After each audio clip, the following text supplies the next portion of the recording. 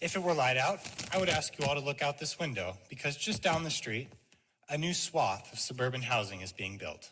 Suburban housing is low density and spread out over a large terrain. I've lived here in Benicia and Vallejo, in these suburbs my entire life, as I'm sure many of you have as well.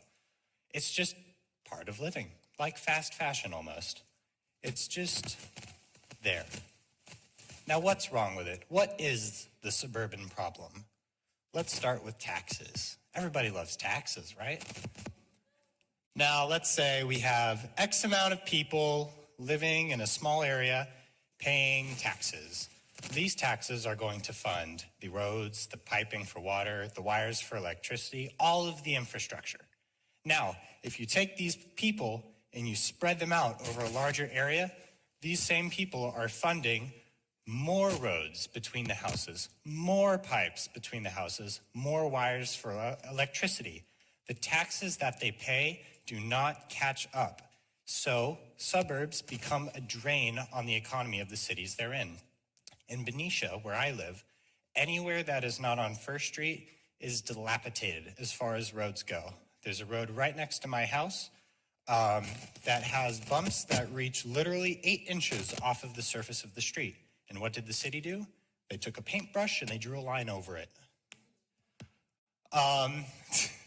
Some of the other issues that arise from low-density housing are environmental. If you have all of these roads, all black, they absorb the sunlight into them. They absorb this heat, and then when it turns night, all the heat releases into our atmosphere, contributing to a global warming. I don't know where I've heard that before. On top of this, lawns. That's a lot of green. That's a lot of water. America uses approximately 235 trillion gallons of water a year amidst our drought. Now, there's one big issue that I've been leaving off the table so far that is the biggest issue caused by suburbs, and that is cars. When you have all the winding roads and low density that you see on the picture before this one, I probably should have planned that better, you have no central hub that everyone can go to for transportation. So there's no public transportation. You can't bike to the grocery store. You can't walk there either, because residential and commercial zoning districts are completely separated. So this creates a necessity to take your car wherever you go, this 2-ton pile of steel that's very expensive. Not everyone can afford a car, but you have to. The average American family owns 1.8 cars. Now, how do we fix things? One of my favorite answers is the superblock. This was tried in Barcelona a little while ago, and what you essentially do is you take 9 city blocks, close off all the roads in between them, and you turn them into communal areas, places for walking, public parks, commercial districts. Everything is intertwined, so you can leave your house, go out about your community, maybe do some shopping, go back to your room, and cool, that's your day. It also entangles the workplace and your house even more, cutting down on traffic. Think of all of the millions of Americans who sit in traffic, waiting, their car inching forward inch by inch, releasing exhaust. This cuts down on that a lot, but it doesn't fix everything. Another city revitalization thing that I'm actually really proud of, that comes from the local area, is from San Francisco, the Embargo Freeway. I'm sure some of our older people here remember it.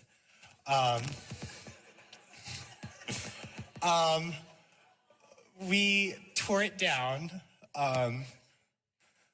and implemented a lot of pedestrian-friendly things. Like here we have some railways and place for buses to travel. If you've been there recently, you would know that there are a lot of tents and pop-up shops and just places to walk around and act like a community in. However, even this has issues. You still have the parking lots of people driving over this bridge and having to put their car somewhere. 5% of all of the United States is parking lots. Next time you go on a drive, just take a look around. You'll see them everywhere. Now, what do we do about it? I missed it by 4 days. You gotta vote. Look into your local politicians.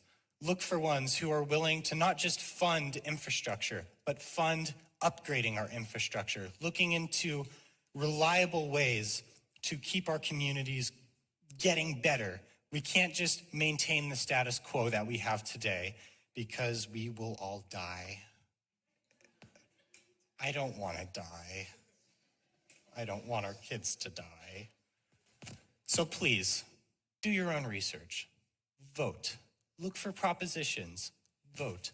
Participate in democracy. Thank you. In less than 9 months,